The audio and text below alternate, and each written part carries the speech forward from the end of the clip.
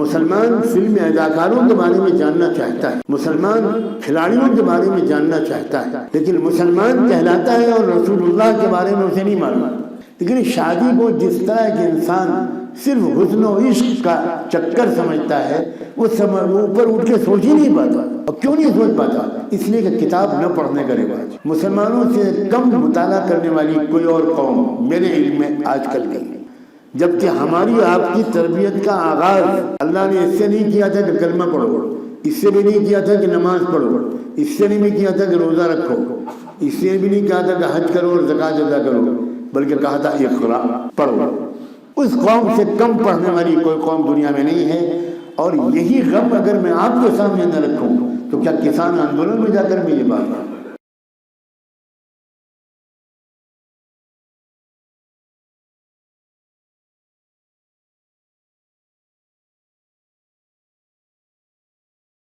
الحمد لله وكفى وسلام على عباده الذين اصطفى، أما بعد، أعوذ بالله من الشيطان الرجيم، بسم الله الرحمن الرحيم، قل يا أهل الكتاب تعالوا إلى كلمة سواء بيننا وبينكم ألا نعبد إلا الله ولا نشرك به شيئا ولا يتخذ بعضنا بعضا أربابا من دون الله سبحان ربك رب العزة عما يصفون وسلام على المرسلين والحمد لله رب العالمين۔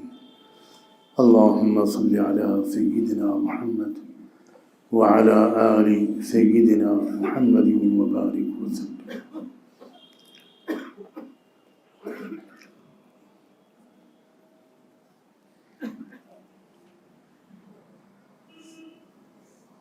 قابل احترام اور قدر و محبت بزرگوں اور بھائیوں، نوجوانوں،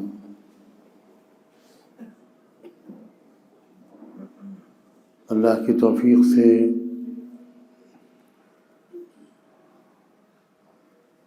مجھے پورے ملک میں بلکہ دوسرے ملکوں میں بھی ہزاروں لاکھوں لوگوں سے گفتگو کرنے کا موقع ملتا رہتا ہے، جس میں ہر سطح کے لوگ ہوتے ہیں، بہت اعلیٰ تعلیم یافتہ بھی ہوتے ہیں، بہت اچھے تہذیبی بیک گراؤنڈ والے بھی ہوتے ہیں، درمیانی طبقے کے بھی مرد اور خواتین ہوتی ہیں، اور بہت ہی کم پڑھے لکھے یا بے پڑھے لکھے بھائی اور بہنیں بھی ہوتی ہیں، اور ہر طبقے کے ہر فرد کی اپنی جگہ پر بڑی اہمیت ہے، سب قابل احترام ہے، اور سب انسانیت کی کسی نہ کسی طریقے سے کچھ خدمت انجام دے رہے ہیں۔ ایک گنے کا رس بیچنے والا وہ بھی اپنی ضرورت پوری کرنے کے ساتھ دوسرے سینکڑوں لوگوں کی ضرورتیں بھی پوری کرتا ہے۔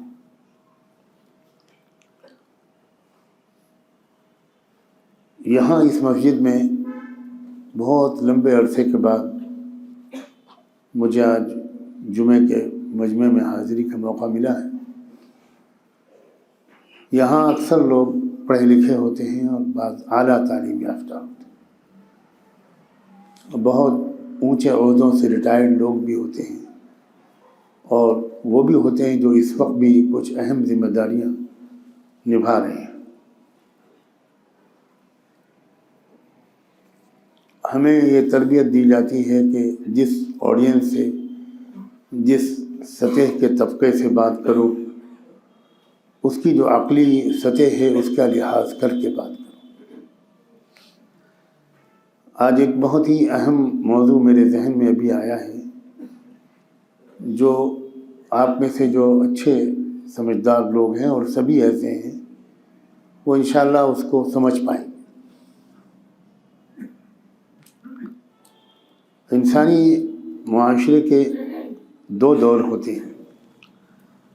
ایک دور وہ ہوتا ہے جب تہذیبیں آپس میں بات کر رہی ہوتی ہیں، قوموں کے درمیان ایک مکالمہ، ایک ڈائیلاگ، ایک غور و فکر، ایک انٹلیکچول ڈیبیٹ، اس کا سلسلہ چل رہا ہوتا ہے، اور اس میں معاشرے کے سب لوگ حصہ لے رہے ہوتے ہیں اپنی اپنی سطح سے۔ کسی پر اپنی باتوں کے اظہار پر کوئی پابندی نہیں ہوتی، فریڈم آف ایکسپریشن ہوتا ہے، فریڈم آف چوائس ہوتا ہے، فریڈم آف تھاٹس ہوتے ہیں، خیالات کی بھی آزادی اور خیالات کے اظہار کی بھی آزادی۔ اگر انسانی تاریخ پر غور کرے ایمانداری سے تو گفتگو، مکالمہ، ڈیبیٹ، اس کا آغاز ہر دور میں نبیوں اور رسولوں نے کیا،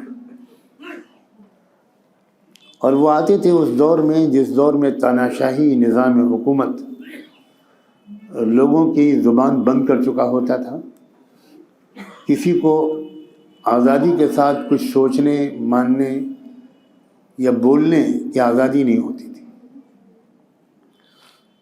انبیاء علیہ السلام ہمت کرتے تھے، رسک لیتے تھے، خطرہ مول لیتے تھے، اور بنیادی موضوعات چھیڑتے تھے۔ وہ جانتے تھے کہ اس موضوعات کے چھیڑنے کے بعد کچھ پریشانی آئے گی، لیکن وہ انسانیت کے اتنے خیرخواہ ہوتے تھے اپنی اپنی قوموں کے، کہ وہ انسانیت کی خیرخواہی کی وجہ سے وہ خطرے مول لیتے تھے۔ ان کا کریکٹر یہ نہیں ہوتا تھا کہ میں خطروں سے بچا رہوں چاہے لوگ غلط راستے پر چلتے رہیں، یہ نبیوں کا سوچنے کا طریقہ بالکل نہیں ہے۔ اور جو اس طریقے پر سوچتا ہے ہم آپ میں سے بھی، تو وہ نبیوں کے راستے پر نہیں ہے، یہ اسے کاش کے واضح ہو جائے۔ نبیوں کے راستے پر وہ ہے جو بات کرتا ہے سمجھداری کے ساتھ، حکمت کے ساتھ، دلائل کے ساتھ، تہذیب و شرافت کے ساتھ، سامنے والے کے پورے احترام کے ساتھ، لیکن بات کرتا ہے، ڈرتا نہیں ہے، خاموش نہیں رہتا، سوالات تھرو کرتا ہے، سوالات پیش کرتا ہے جس کے بارے میں وہ سماج سے جواب چاہتا ہے۔ وہ چاہتا ہے کہ معاشرے کے اندر ایک گفتگو، ایک ڈائیلاگ عام ہو، کوئی بحث چلے۔ نوح علیہ السلام نے 950 سال تک گفتگو کے چلائی، بہت کم لوگوں نے مانا، لیکن وہ نہیں ڈرے، نہیں خاموش ہوئے، نہیں تھکے، نہیں بھاگے گفتگو سے۔ حضرت ابراہیم علیہ السلام نے تو اور زیادہ ڈنکے کی چوٹ پر ایک آہنی انداز کے ساتھ گفتگو چھیڑی۔ انہوں نے اپنے والد سے گفتگو چھیڑی سب سے پہلے، ما هذه الاصنام، یہ کیا ہے پتھر کی مورتیاں جن کے سامنے آپ سر جھکاتے ہیں؟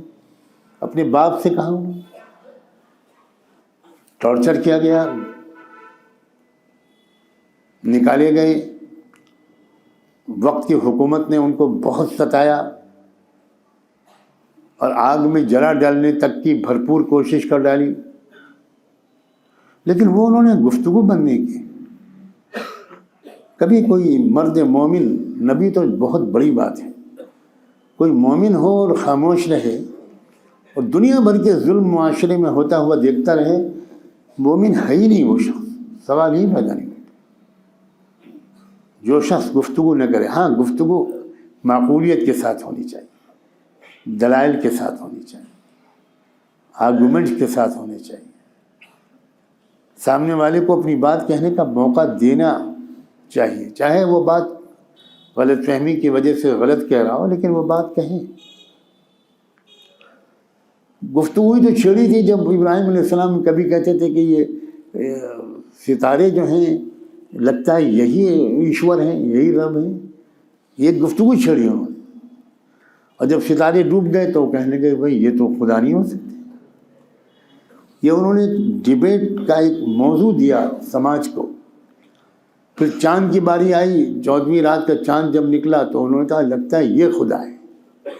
جب چاند ڈوب گیا پھر انہوں نے سماج میں ایک بات چھیڑی کہ بھائی یہ تو نہیں ہو سکتا، ڈوبنے والا خدا نہیں ہو سکتا. پھر سورج نکلا تو انہوں نے اور زور و شور سے کہا ہاذا ربی ہاذا اکبر. پھر جب سورج ڈوب گیا تو پھر انہوں نے اب صاف صاف بات کہی. اور نبی جب بھی بات کرتے ہیں تو بات وہ بنیادی ایشو پر کرتے ہیں، توحید، آخرت اور رسالت. انسان کی شروعات کیسے ہوئی؟ یہ ہے توحید. انجام کیا ہوگا؟ یہ ہے آخرت. درمیان میں راستہ کون سا طے کیا جائے جس میں دنیا سے آخرت تک کامیابیاں ملیں؟ یہ ہے رسالت.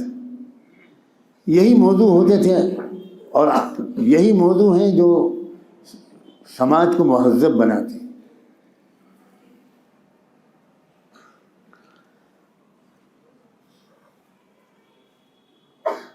میں ہمیشہ اس بات کی گزارش کرتا ہوں آپ حضرات سے جب بھی مجھے یہاں موقع ملتا ہے، اور آپ جیسے حضرات سے پورے ملک میں اور دنیا کے ملکوں میں خواتین سے بھی، اپنی بچیوں بہنوں سے بھی، کہ بھئی یہ گفتگو کیوں بند کر دی ہے؟ میں بڑے درد کے ساتھ کہہ رہا ہوں، مسلمانوں نے ڈر کے مارے گفتگو بند کر دی ہے. حالانکہ مجھے کوئی بتا دے کہ اس گفتگو بند کرنے سے مصیبتیں ہماری کچھ کم ہو گئیں، کچھ ظالموں کا ظلم کم ہوا؟ وہ تو بڑھتا ہی جا رہا ہے. ہم ہیں کہ خاموش ہیں، ہم ہیں کہ اپنے دفتروں میں، اپنے ڈپارٹمنٹس میں، اپنی کالونیز میں اپنے پڑوسیوں کو چائے پر بلا کر بہت دوستانہ انداز سے ان کے سامنے کچھ بات ہی نہیں کرتے، کچھ چھیڑتے ہی نہیں.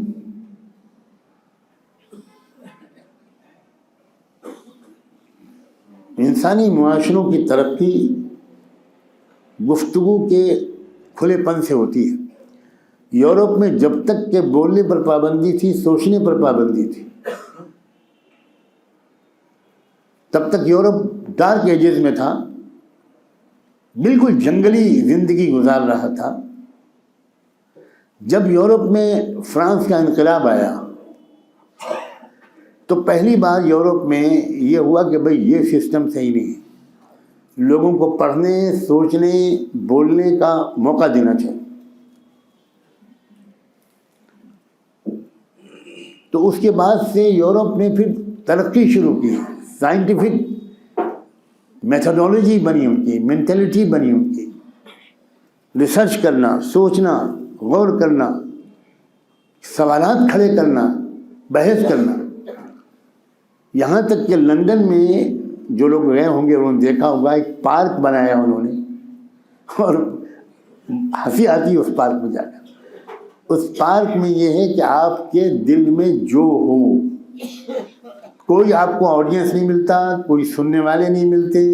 آپ پارک میں جائیے اور پارک کے میں پیڑ کے نیچے کھڑے ہو جائیے، کسی کیاری کے سامنے کھڑے ہو جائیے اور جم کر تقریر کیجیے، کوئی سننے والا نہیں ہوا.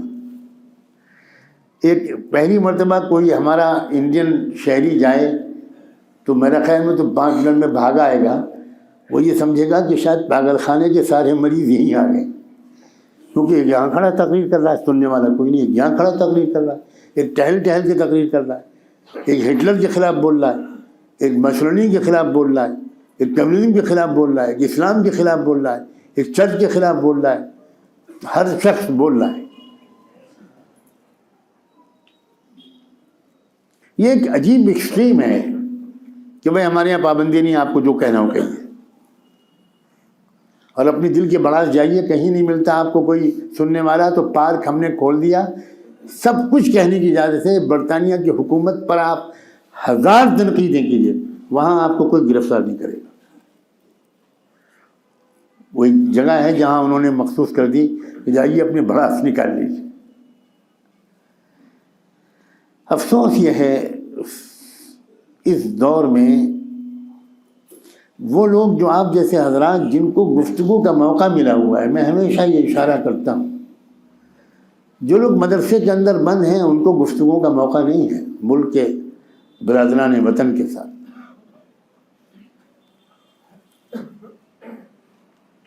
لیکن آپ کو موقع ہے. آپ کے دائیں بائیں آگے پیچھے وہی لوگ رہتے ہیں, وہی لوگ سروس کرتے ہیں, وہی آپ کے دوست ہیں, وہی آپ کے کولیگس ہیں. آپ اگر کرکٹ ٹیم میں بھی ہیں تو اس میں وہی ساتھی آپ کے کھیلتے ہیں.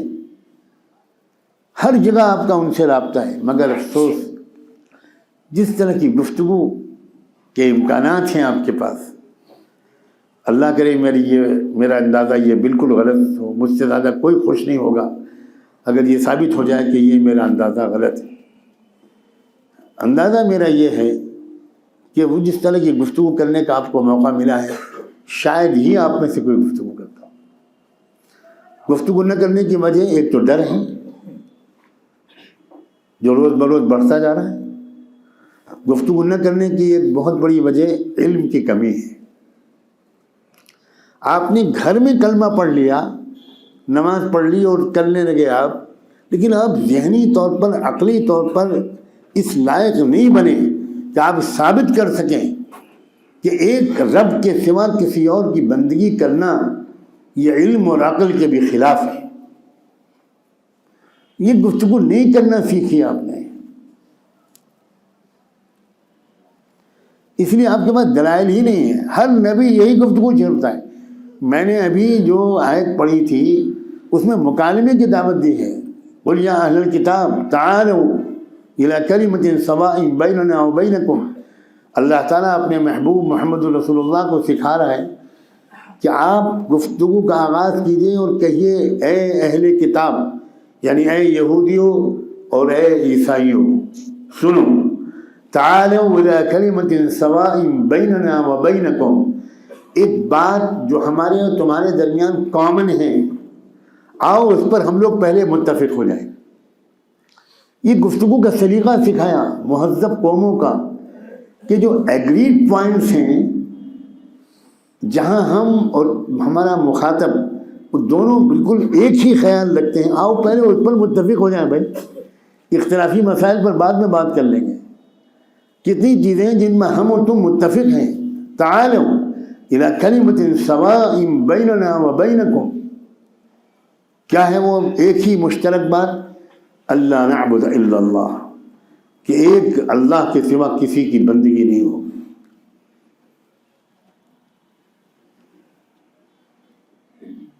کاش کہ جو لوگ پڑھے ہوئے ہیں انگریزی وہ اولڈ ٹیسٹیمنٹ بھی پڑھ لیں, نیو ٹیسٹیمنٹ بھی پڑھ لیں, بائبل پڑھ لیں, بارنبس کی بائبل پڑھ لیں, اور اس کے نتیجے میں اپنے کرسچن ساتھیوں کے ساتھ بات کرنا کتنا آسان ہے. دیکھو جس کتاب کو آپ سمجھتے ہو کہ یہ خدا کی کتاب ہے اس میں لکھا ہوا ہے عیسیٰ علیہ السلام نے کبھی زندگی میں نہیں کہا کہ مجھے خدا کا بیٹا کہو, مجھے رب مانو, میری بندگی کرو. کہاں لکھا ہے اس کتاب؟ لیکن ایک 50 روپے کی ہم بائبل نہیں خرید سکتے. ہم ٹائمز آف انڈیا روز پڑھنے میں اپنا 1 گھنٹہ برباد کر لیں گے جو جھوٹ کا پلندہ ہوتا ہے, اور ہم بائبل کے برنمبس کی بائبل نہیں پڑھ سکتے. ہم انسائکلوپیڈیا نہیں پڑھ سکتے. آپ پڑھے لکھے لوگ ہیں. میں کیسے احتجاج کروں کہ ہمارے لوگوں میں پڑھنے کا, لائبریری جانے کا, لائبریری کے ممبر بننے کا, انسائکلوپیڈیا پڑھنے کا.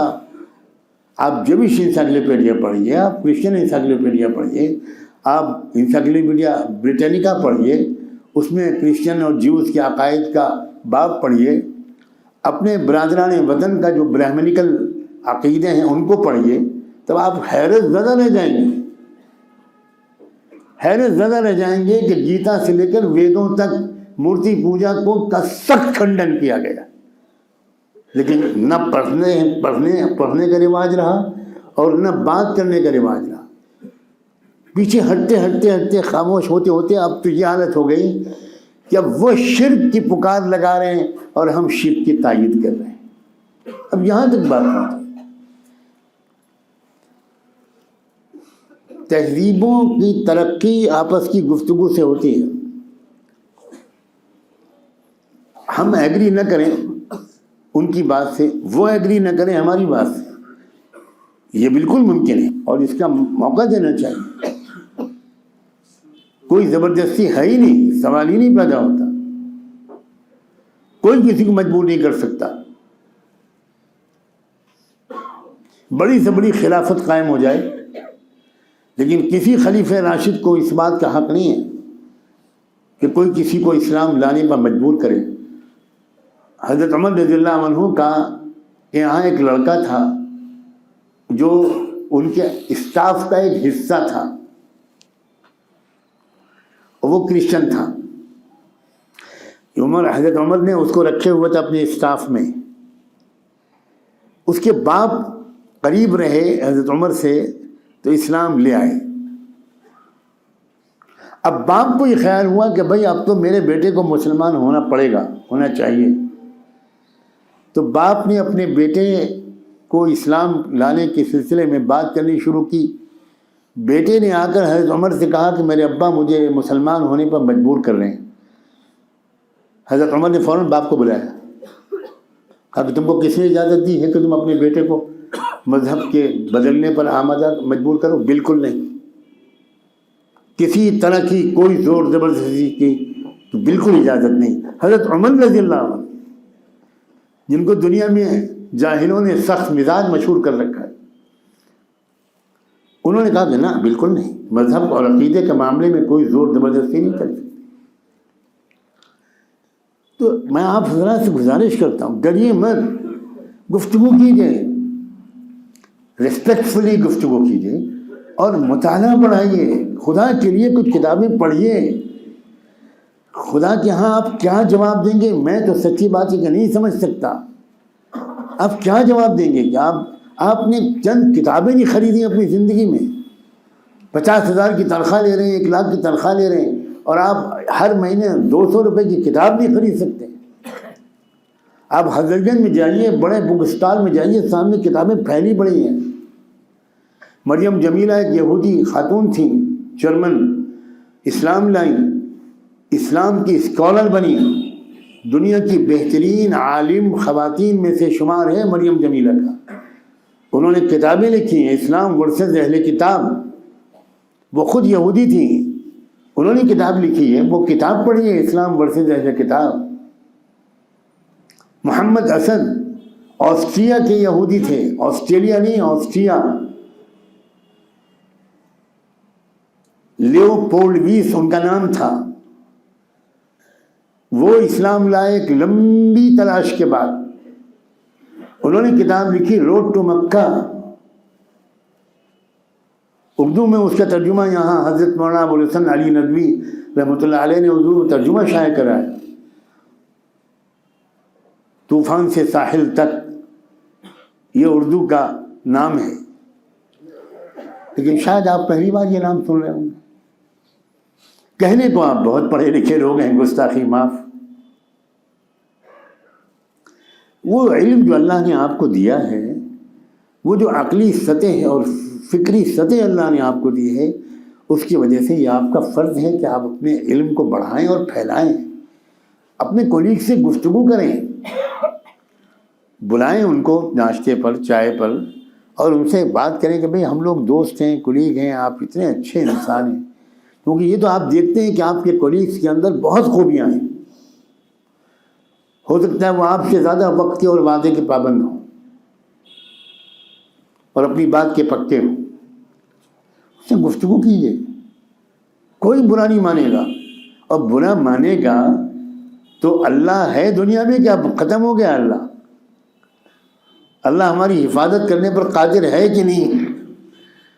اللہ ہماری مدد کرنے پر قادر ہے کہ ختم ہو گئی اللہ کی قدرت؟ کیا ہو گیا ہے لوگوں؟ ایک طرف سے آنسلاٹ ہے، ایک طرف سے یلغار ہے، ایک طرف سے ایک عجیب و غریب قسم کے حملے ہیں. ٹی وی چینل چلائے جا رہے ہیں، مسلمانوں کو کنفیوز کیا جا رہا ہے. مسلمان بیچارہ جو اسلام کو نہیں جانتا، بس نماز، روزہ، ٹوپی، کرتا اور جمعے کے دن اس نے جان لیا.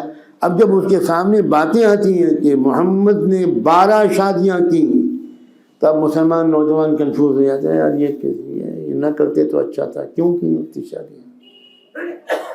ہم پر تو پابندی لگا دی 4 شادیوں کی، خود کر لی 11-12 شادیاں۔ اب کیوں مسلمان کنفیوز ہے؟ اس لیے کہ مسلمان نے پڑھا ہی نہیں، مسلمان کو فرصت نہیں ہے اپنے نبی کے بارے میں جاننے کی۔ مسلمان فلم اداکاروں کے بارے میں جاننا چاہتا ہے، مسلمان کھلاڑیوں کے بارے میں جاننا چاہتا ہے، لیکن مسلمان کہلاتا ہے اور رسول اللہ کے بارے میں اسے نہیں معلوم۔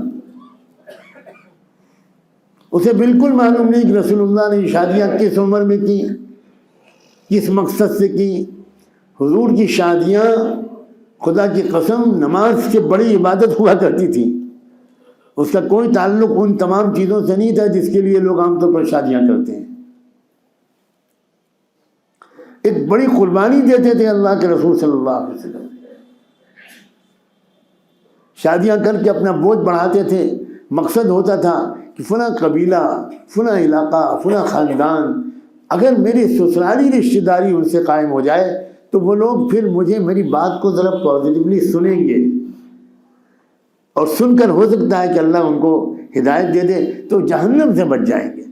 تو لاکھوں لوگوں کو جہنم سے بچانے اور کفر و شرک سے بچانے کے لیے ایک نیا بوجھ حضور اپنے اوپر لے لیتے۔ یہودیوں کا سب سے بڑا لیڈر حی ابن اخطب سپریم کمانڈر تھا، ان کا سپریمو تھا۔ اس کی بیٹی حضرت صفیہ، ان صفیہ سے اللہ کے رسول نے صرف اسی لیے نکاح کیا کہ پورا یہودی قبیلہ جو خیبر میں ہے اس کے اندر یہ میسج جائے گا کہ محمد نے تو ہماری بیٹی کو اپنی زوج مطہرہ بنا لیا، اب محمد سے ہماری لڑائی نہیں ہو سکتی۔ تو اگر ان کی لیڈرشپ لوگوں کو حکم دے گی کہ محمد سے لڑو تو لوگ ساتھ نہیں دیں گے۔ تو بہت اسٹریٹجیکل فیصلے ہوتے تھے آپ کے۔ لیکن شادی کو جس طرح کہ انسان صرف حسن و عشق کا چکر سمجھتا ہے وہ اوپر اٹھ کے سوچ ہی نہیں پاتا۔ اور کیوں نہیں سوچ پاتا؟ اس لیے کہ کتاب نہ پڑھنے کا رواج ہے۔ مسلمانوں سے کم مطالعہ کرنے والی کوئی اور قوم میرے علم میں آج کل نہیں۔ سب سے کم پڑھنے والی قوم آپ ہیں، آپ۔ جبکہ ہماری آپ کی تربیت کا آغاز اللہ نے اس سے نہیں کیا تھا کہ کلمہ پڑھو، اس سے بھی نہیں کیا تھا کہ نماز پڑھو، اس سے نہیں کیا تھا کہ روزہ رکھو، اس سے بھی نہیں کہا تھا کہ حج کرو اور زکوٰۃ ادا کرو، بلکہ کہا تھا اقرا، پڑھو۔ اس قوم سے کم پڑھنے والی کوئی قوم دنیا میں نہیں ہے۔ اور یہی غم اگر میں آپ کے سامنے نہ رکھوں تو کیا کسان آندولن میں جا کر میں یہ بات کروں؟ آپ کے پاس موقع ہے کہ آپ پڑھیں، ہر مہینے ایک کتاب خریدیں۔ آپ کے پاس موقع ہے کہ ایسے اسلامک لٹریچر اور میگزینز کے آپ سبسکرائبر بنیں کہ آپ ہر مہینے کچھ چیز پڑھیں۔ آپ کے پاس موقع ہے کہ سوشل میڈیا کی سائٹس پر جا کر اپنا علم اور یقین بڑھائیں اور اسلام کے بارے میں عقلی اطمینان بڑھائیں تاکہ آپ ڈائلاگ میں آسانی کر سکیں۔ یہ امید کروں کہ آج کے بعد سے انشاءاللہ تھوڑی گفتگو آپ بڑھائیں گے۔ آپ کے دوست احباب ہیں، آپ ایک سوسائٹی کے مہذب لوگ ہیں، معزز لوگ ہیں۔ ہو سکتا ہے آپ میں سے بہت سے لوگ وہ کرتے ہوں، ان سے تو میں معذرت چاہتا ہوں، لیکن جس بڑی تعداد میں کر سکتے ہیں آپ، خدا کرے اس یاد دہانی کے بعد آپ کی توجہ اس کی طرف بڑھ جائے، آپ میں وہ صلاحیت بھی ہے اور موجودہ حالات میں آپ کے اندر ایک تڑپ اور بے چینی بھی یقیناً بڑھائی ہے۔ اللہ تعالیٰ اس چیلنج کو اپارچونٹی میں کنورٹ کر دینے کا حوصلہ اور سلیقہ ہمیں دے دے۔ موجودہ حالات نے ہمیں جو موقع دیا ہے اس سے فائدہ اٹھائیے۔ جزاکم اللہ۔